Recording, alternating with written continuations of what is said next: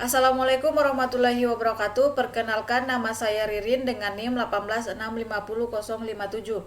Di sini saya akan mereview materi manajemen proyek TI manajemen waktu. Tujuannya memahami tahapan-tahapan yang dilakukan dalam melakukan manajemen waktu proyek. Terus memahami input yang dibutuhkan dalam tiap tahapan serta output yang dihasilkan dari tiap tahapan. Mengerti dan memahami cara membuat dan menganalisis atribut aktivitas. Mengenal berbagai alat yang dapat digunakan untuk melakukan manajemen proyek khususnya Gantt chart, PERT, dan CPM. Mengerti penggunaan Gantt chart, PERT dalam melakukan pengendalian pelaksanaan proyek.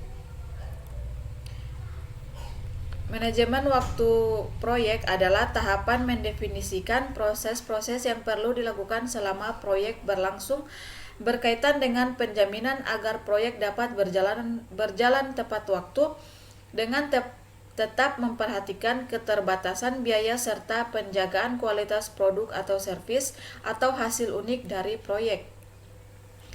Dilakukan oleh pengelola proyek untuk menjamin suatu proyek akan diselesaikan tepat waktu. Tahapan manajemen proyek.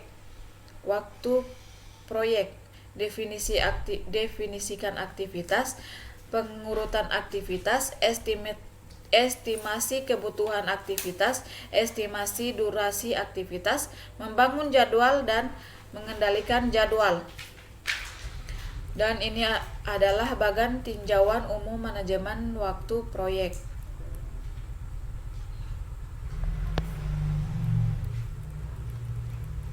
Daftar aktivitas atau activity list. Yang pertama dibuat berdasarkan WBS dan WBS Dictionary. Dan yang kedua, project deliverables, hambatan dan asumsi yang tertera dalam scope statement juga menjadi bahan pertimbangan ketika membangun activity list. Kemudian sebaiknya dibuat berdasarkan standar atau template activity list yang telah biasa digunakan oleh organisasi yang bersangkutan. Atribut aktivitas antara lain identitas aktivitas, kode aktivitas, deskripsi aktivitas, aktivitas pendahulunya, aktivitas yang mengikutinya, relasi logis antara aktivitas, hal yang mempercepat dan memungkinkan memperlambat aktivitas sumber daya yang dibutuhkan, tantangan dan hambatan serta asumsi. Terus orang yang bertanggung jawab mengeksekusi suatu pekerjaan. Ketiga, area geografis atau tempat pekerjaan harus dilakukan. Kemudian tipe aktivitas, misalnya apakah suatu aktivitas harus dikerjakan dengan pembagian dan bertahap atau merupakan satu kesatuan pekerjaan yang dapat berdiri sendiri. Lanjut pada milestone list. Milestone list, daftar peristiwa yang menjadi penanda selesainya suatu pekerjaan, misalnya tanggal, produk yang dihasilkan, laporan, dan sebagainya, berguna dalam monitoring kemajuan proyek. Lanjut pada urutan aktivitas. Urutan aktivitas, network diagram, dan critical path analysis, kemudian precedence diagram. Diagram jaringan proyek network diagram merupakan alat bantu yang biasanya digunakan dalam menyusun urutan aktivitas. Manfaatnya berupa penyusunan urutan kegiatan proyek yang memiliki sejumlah besar komponen dengan hubungan ketergantungan yang kompleks, kemudian membuat perkiraan jadwal proyek yang paling ekonomis dan mengusahakan fluktuasi minimal penggunaan sumber daya. Metode yang umum digunakan yaitu metode jalur kritis, teknis evaluasi dan review proyek, dan metode diagram pendahuluan. Dan ini adalah perbandingan CPM, PERT, dan PDM. Mekanisme penggunaan, identifikasi lingkup proyek dan menguraikannya menjadi komponen-komponen kegiatan, kemudian menyusun komponen-komponen kegiatan sesuai urutan logika ketergantungan menjadi jaringan kerja. Urutan ini dapat berbentuk seri dan paralel, memberikan perkiraan kurun waktu masing-masing kegiatan, kemudian identifikasi jalur kritis, float, dan kurun waktu penyelesaian proyek, meningkatkan daya guna dan hasil guna pemakaian sumber daya dengan menentukan jadwal yang paling ekonomis dan meminimalkan fluktuasi pemakaian sumber daya. Lanjut pada Arrow Diagram Method atau ADM. Disebut juga Activity on Arrow Project Network Diagrams. Aktivitas direpresentasikan sebagai tanda panah, node atau lingkaran sebagai penanda awal dan akhir sebuah aktivitas. Kemudian hanya dapat menunjukkan ketergantungan dari awal ke akhir. Proses membuat diagram AOA. Ini adalah prosesnya. Lanjut pada Activity on Arrow atau AOA. Kegiatan digambarkan sebagai anak panah yang menghubungkan dua lingkaran yang mewakili dua peristiwa. Bisa dilihat peristiwa event terdahulu, terus kegiatan peristiwa event berikutnya. Lanjut pada simbol pada AOA atau Activity on Arrow. Ini adalah simbol-simbolnya. Lanjut pada beberapa hubungan activity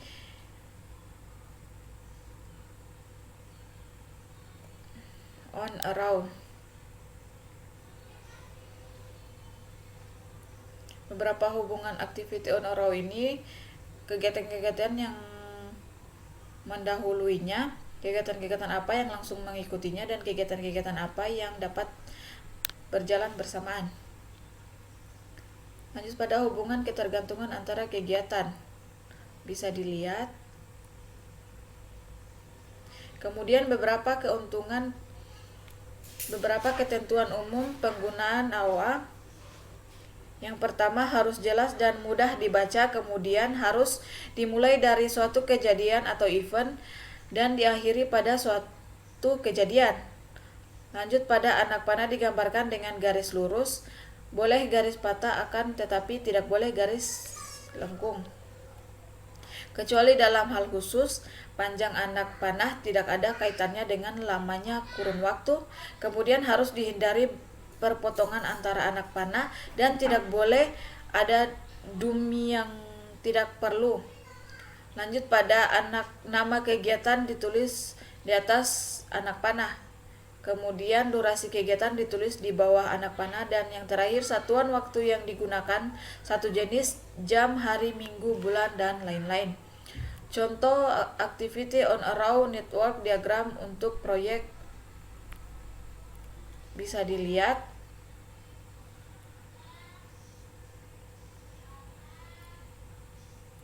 Activity on Node atau AON atau Precedence Diagram Method PDM. Activity on Node ialah terminologi manajemen proyek yang umumnya diterapkan pada metode PDM. Aktivitas direpresentasikan oleh kotak-kotak. Tanda panah menunjukkan relasi antara aktivitas, lebih populer dibandingkan ADM dan banyak digunakan dalam manajemen proyek perangkat lunak. Kemudian lebih baik dalam memperlihatkan berbagai tipe ketergantungan. Dan ini adalah simbol pada AON. Bisa dilihat simbol-simbolnya. Lanjut pada aturan dasar pada AON. Aturan dasarnya yaitu jaringan biasanya dari kiri ke kanan. Satu aktivitas tidak dapat mulai sampai semua aktivitas pendahuluannya selesai. Dan panah-panah di dalam jaringan mengidentifikasikan pendahulu dan alurnya. Panah dapat bersilangan. Dua aktivitas atau node yang saling berhubungan namun tidak berpengaruh pada jadwal keseluruhan proyek dihubungkan dengan panah pelengkap dummy biasanya digunakan pada AOA. Setiap aktivitas harus memiliki nomor identifikasi unik. Sebuah nomor identifikasi aktivitas harus lebih besar dari aktivitas yang mendahuluinya. Looping atau pemutaran balik tidak diperbolehkan, jadi panah loop tidak boleh ada. Pernyataan kondisi tidak diperbolehkan.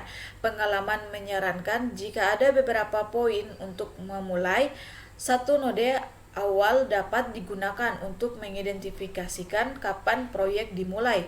Dan yang terakhir, hal ini juga berlaku untuk mengidentifikasi akhir yang jelas.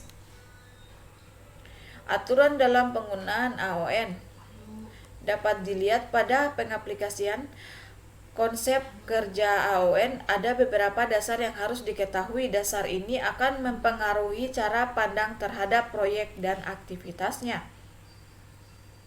Aturan dalam pengguna AON bisa dilihat. Kemudian lanjut pada contoh penggunaan AON. Pada diagram berikut, aktivitas A dan D harus selesai sebelum aktivitas E dapat dimulai. Lanjut pada contoh penggunaan AON task dependence bisa dilihat.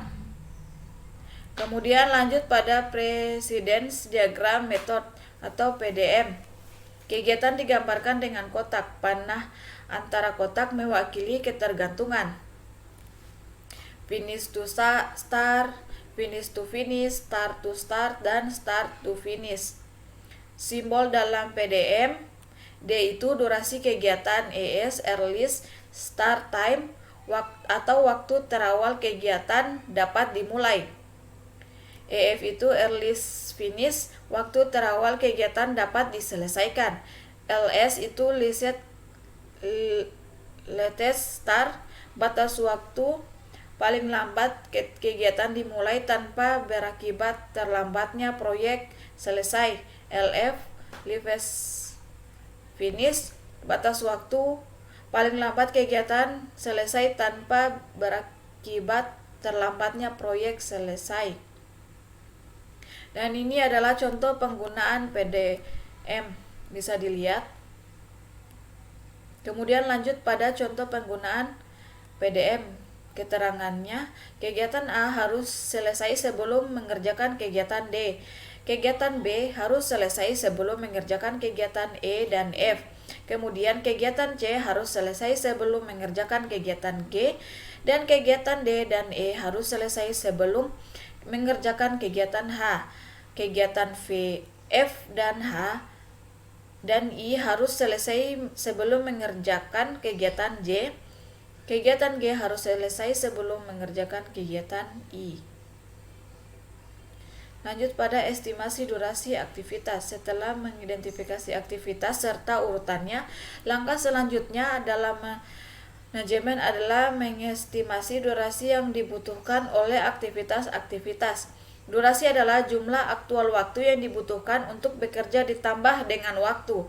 Effort adalah jumlah dari atau jumlah jam yang dibutuhkan untuk menyelesaikan suatu pekerjaan. Orang yang melakukan atau bertanggung jawab dengan sebuah aktivitas atau pekerjaan sebaiknya turut serta dalam mengestimasi durasi aktivitas, sedang para ahli memberi masukan dan mengevaluasi hasilnya. Dan ini adalah membangun jadwal. Membangun jadwal bisa dilihat. Lanjut pada Gantt chart.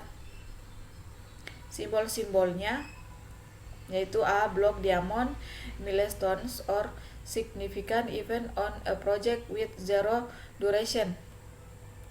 Trick black bars, summary text, dan lighter horizontal bar text. A row dependence between task. Gantt chart bisa dilihat. Dan ini adalah contoh Gantt chart untuk proyek perangkat lunak. Kemudian milestones. Milestones itu adalah peristiwa penanda yang mempunyai durasi 0. Kriteria SMART dalam pembuatan milestones yaitu spesifik, measurable, achievable, realistic, dan time framed. Contoh tracking Gantt chart yaitu bisa dilihat. Kemudian critical path method atau CPM. CPM adalah teknik menganalisis jaringan kegiatan atau aktivitas ketika menjalankan proyek dalam rangka memprediksi durasi total. Critical path sebuah proyek adalah deretan aktivitas yang menentukan waktu tercepat yang mungkin agar proyek dapat diselesaikan. Kemudian critical path adalah jalur terpanjang dalam network diagram dan mempunyai kesalahan yang paling sedikit. Cara menentukan critical path method atau CPM itu bisa dilihat. Ini adalah contohnya, atau asumsi waktu adalah hari. A itu ada berapa jalur dalam network diagram. Kemudian B, berapa lama setiap jalur harus dilalui. C, tentukan critical path. Dan yang D, berapa lama waktu terpendek untuk dapat menyelesaikan proyek ini. Dan ini adalah cara menentukan critical path method. Contohnya asumsi satuan waktu adalah hari. Lanjut pada isu dalam critical path.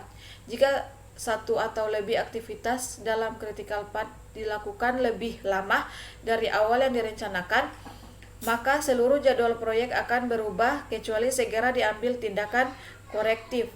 Kemudian, misconception, critical path bukanlah critical artificial.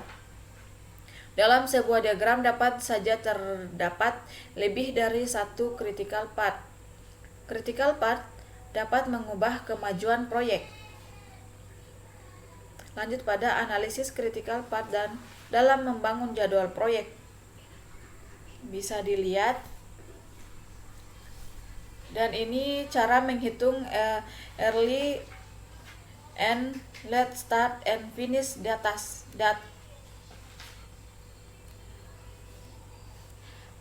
Kemudian lanjut pada contoh menghitung early and late start and finish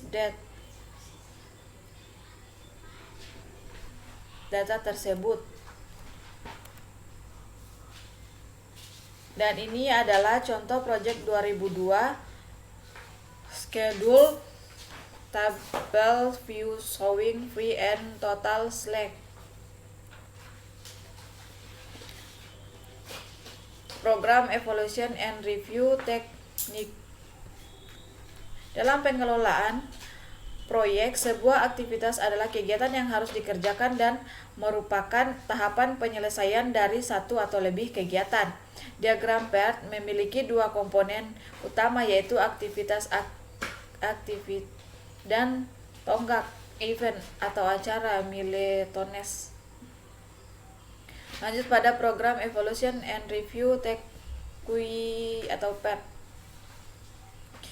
PERT teknik analisis network diagram yang dapat digunakan untuk mengestimasi durasi proyek di mana terdapat ketidakpastian yang tinggi mengenai estimasi durasi aktivitas individual.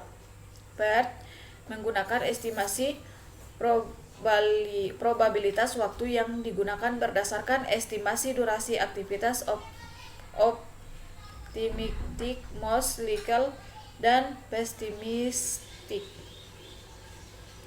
Dan ini adalah contoh yang sangat sederhana dari sebuah diagram PERT. Bisa dilihat. Lanjut pada proses perencanaan PERT meliputi langkah-langkah seperti berikut. Yang pertama, mengidentifikasi kegiatan dan tonggak proyek yang spesifik. Kemudian menentukan urutan yang tepat dari kegiatan-kegiatan. Lalu menyusun model diagram jaringan. Memperkirakan waktu yang diperlukan untuk masing-masing kegiatan, menentukan tahapan dan jalur kritis, kemudian melakukan pemantauan dan evaluasi serta koreksi pada diagram PERT selama proyek berlangsung. mengendalikan perubahan jadwal proyek. Lakukan pemeriksaan jadwal secara teratur. Jangan berpikir bahwa setiap orang dapat bekerja dengan baik berkapasitas 100% setiap saat. Lakukan rapat yang menyatakan kemajuan proyek dengan stakeholders dan nyatakanlah keadaan dengan jelas dan jalur dalam mengkomunikasikan isu-isu yang berkaitan dengan jadwal. Diagram PERT sangat bermanfaat bagi pengelolaan sebuah proyek karena menyediakan informasi seperti jangka waktu penyelesaian proyek, kemungkinan penyelesaian proyek sebelum tanggal yang ditentukan, dan lain-lain. Dan ini adalah formula dan contoh PERT. Mungkin itu saja yang bisa saya sampaikan, lebih dan kurangnya mohon dimaafkan. Saya tutup dengan ucapan wabillahi taufik wal hidayah. Wassalamualaikum warahmatullahi wabarakatuh.